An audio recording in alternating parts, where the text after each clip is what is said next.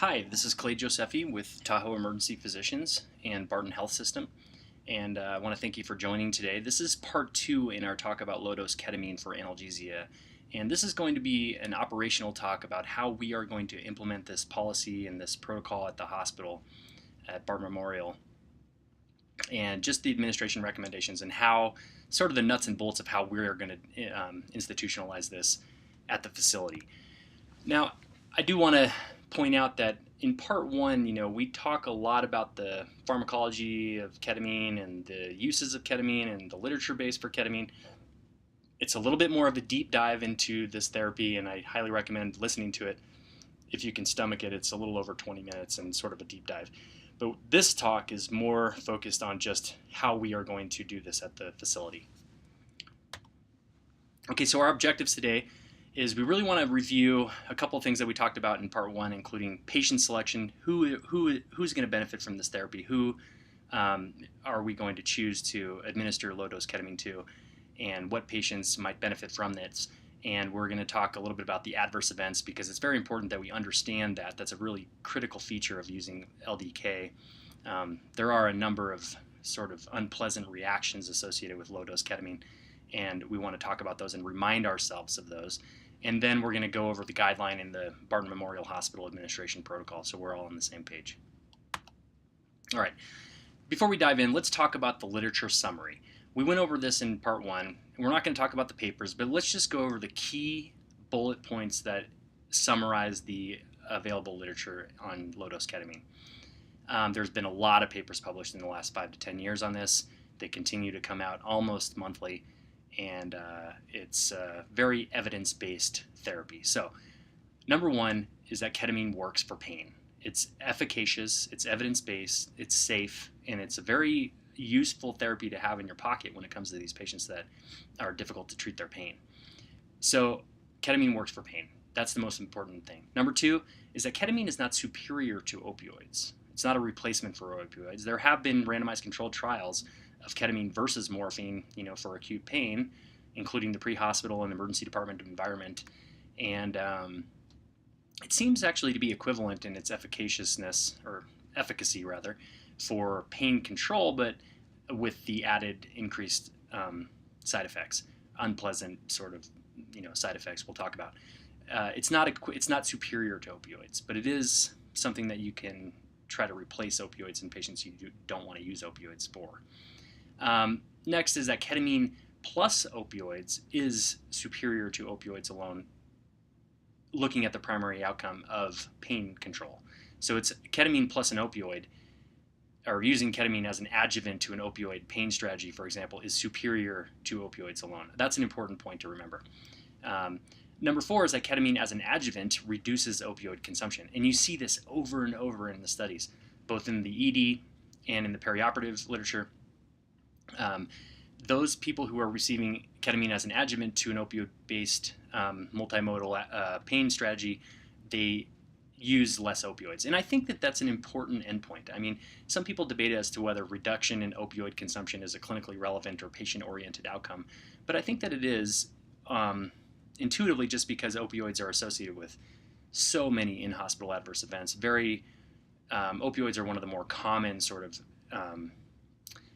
adverse in-hospital events that we see in terms of patient safety and quality. So I think reducing opioid consumption in particular patient populations is a meaningful endpoint, and ketamine does reduce the overall opioid consumption. And then lastly, and most importantly, is that side effects are common. I mean, in the studies on this, in the literature, you're talking about 10 to 30% sometimes in some of these studies that patients are having these kind of dysphoric hallucinations and sort of terror, and we'll call them psychomimetic reactions. And they're fairly common, and anybody who has given this therapy or uses this therapy in their practice has seen this. So we need to be prepared for this, we need to understand this, and we need to know how to treat it and prevent it. The other thing I want to just point out, and we'll talk about this in a minute, is that higher doses and faster infusions seem to increase the side effects.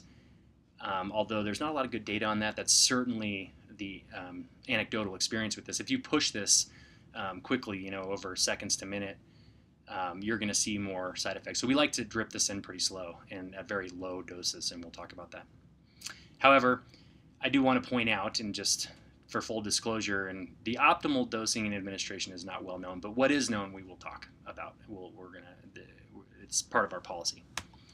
So what to do with this literature summary? How do you sort of summarize it in your mind so you can use it at the bedside? I think that the overall, ketamine is probably not for all comers with acute pain. Like everybody who comes in the ED or up to the intensive care unit who's having pain, ketamine is probably not an ideal agent for everybody. Many studies, or many patients in the studies that were enrolled, they'd already received opioids, and there's some methodological issues with some of the studies, mostly power. I mean, they're very small studies, and we won't get into that kind of stuff right now, but it's probably not for all comers, but it is certainly something to think about for those who are refractory to initial therapy with opioids, or in patients who are tolerant to opioids or requiring high doses of opioids, and we're going to go over that in a minute. As an adjuvant to an opioid-based pain management strategy, ketamine is very effective for analgesia and for reducing opioid requirements. We just said that. I just wanted to repeat that because that's kind of the summary of the evidence base for this therapy, is that it is more effective than opioids alone in combination with opioids, and it reduces opioid requirements. So if those are your goals, to reduce overall opioid requirements and to provide superior pain control, like say somebody's got severe pain, then this is a very effective and evidence-based therapy. In addition, it may be a good alternative to opioids for those in whom you feel opioid therapy is suboptimal. So patients who have opioid habituation syndromes, misuse disorders, respiratory depression requiring large doses. If you don't want to give somebody an opioid but they need pain control, this might be a time to think about using ketamine. Okay, so low-dose ketamine. Let's talk about indications and contraindications. First of all, I want to be really clear here. The indication to give ketamine for pain control is pain. It works for pretty much all types of pain. It has been studied in all types of pain. It's not restricted to patients who have recalcitrant pain. Sometimes you'll hear things like, opioid tolerance or refractory pain. That may be when you're thinking about it clinically, but it's perfectly appropriate to use this in anybody who has pain, usually moderate to severe pain. So patient selection. This is a key. Who are you going to pull this out for? Who is this going to benefit? How are you going to identify that patient? And here's some kind of keys, some of the patient characteristics that I use and that the literature suggests that we use to identify somebody who we want to give ketamine to. Number one is refractory to initial opioid therapy. So those patients who are not responding to initial therapy, their pain is uncontrolled, they're requiring escalating doses of opioids, that might be a time to reach for the ketamine. Patients who have contraindications to opioids, either absolute or relative, such as hypotension, respiratory depression, polypharmacy, oversedated, someone that you don't want to give an opioid to, that might be another patient selection criteria. Chronic pain patients seem to have a little bit more literature, I guess, on chronic pain. There's a lot of underlying physiology with chronic pain that is implicating the NMDA receptor, and we talk about that in part one, so we won't really get into it, but NMDA receptor antagonism is felt to be a primary target in chronic pain syndromes, and there's a lot of research on ketamine being the primary NMDA receptor that we use in clinical practice. An antagonist of the NMDA receptor. And then patients in severe pain. I want to emphasize this one too, because if somebody comes in with polytrauma and long bone fractures, and they're in exquisite pain, and vertebral body fractures is another classic one, and they're requiring multiple doses of opioids, that might be someone to reach for ketamine early in, because as we just stated, the literature is pretty clear that ketamine plus an opioid is superior to an opioid alone for the outcome of analgesia alone. Okay, so contraindications. You're going to hear a lot about contraindications to ketamine, ICP, history of coronary artery disease, hypertension, all these things. There are no true contraindications to ketamine except for a known allergy or a previously clinically relevant adverse reaction. Now, having said that, somebody who comes in with hypertensive emergency, with target organ damage, ongoing myocardial ischemia, ongoing tachyarrhythmia, these are patients in whom you may not want to use this therapy and you want to think twice about it, but contraindications are generally relative. All right. So let's talk about adverse side effects, because this, I think, is probably one of the more important things that we really want to understand clinically if we're going to be using this therapy. First and foremost, sedation-related adverse effects that we're typically worried about when we use ketamine for procedural sedation, like in dissociative doses, apnea, laryngospasm, respiratory depression, hypoxia, over-sedation, these things, you don't see those with low-dose ketamine almost exclusively. It's just not... It's not really sedation, it's analgesia. So let's just let's understand that clinically and understand that we're not talking about sedation. Emesis and nausea is uncommon, but it certainly does occur.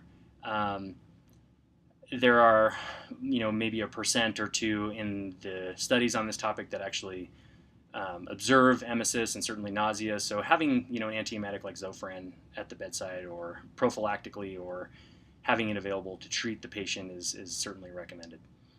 It's not common, but it does happen. Now, the most common thing you're going to see are what we will call psychomimetic reactions, and these are common. Dysphoria, terror, confusion, disorientation. They tend to be mild, they tend to be self-limited, they tend to be short-lived.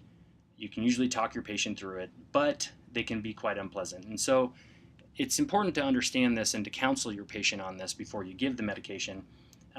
And also to keep in mind you may want to have a low-dose benzodiazepine either on board or in the room or available to mitigate this psychomimetic effect. Now, there's no good data on the prophylaxis of psychomimetic reactions or dysphoric emergence reactions to ketamine with, say, Versed or midazolam, but people use it a lot, and anecdotally it absolutely does help in my experience. So that's something you want to think about. Okay, so how do we administer this? How is this going to be administered in the facility? It's going to be RN administered via a pump, and there are 2 ways to do it. You can do intermittent boluses, or you can do a continuous infusion, or you can do both. Give a bolus and then start an infusion, for example. Now, in the bolus therapy, the dose is 0.1 to 0.3 milligrams per kilogram over 5 to 10 minutes. All right. Now, you want to give it slow. I like to give it over 10 minutes personally. At our facility, we have now pre-made 20 milligram syringes. So 20 milligrams is going to be kind of the max dose for adults, just based on our, we have these pre-made syringes that are going to go on a pump, and they're going to go in over 5 to 10 minutes. So that's easy to remember, 20 milligrams over 10 minutes for a bolus. Continuous infusion, thankfully, has the same dosing regimen for the most part, and we're going to put that in 500 milliliters of saline, and it's going to be run on the pump, approximately at a milligram per milliliter, and you're going to run it at a rate that's going to be somewhere around 20 milligrams per hour. So you can remember this very easily, 20 and 20, that's how I remember it. 20 for a bolus over 10 minutes, 20 milligrams for over an hour for a drip. And this is for adults, keep in mind. All right, so that's an easy way to kind of remember your standard range of dosing.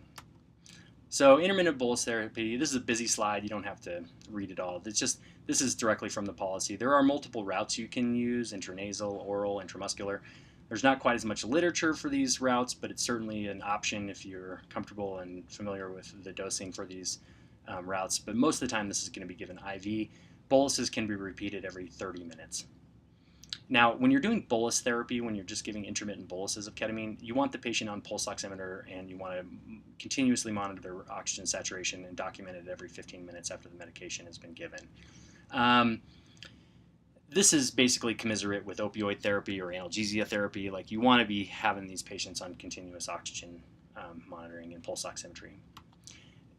With the continuous infusion, you are going to be given the same doses we talked about over an hour, but with this population, you want to put these patients on a cardiac monitor with heart rate and blood pressure and respiratory rate being documented every 15 minutes until the dosing is stabilized.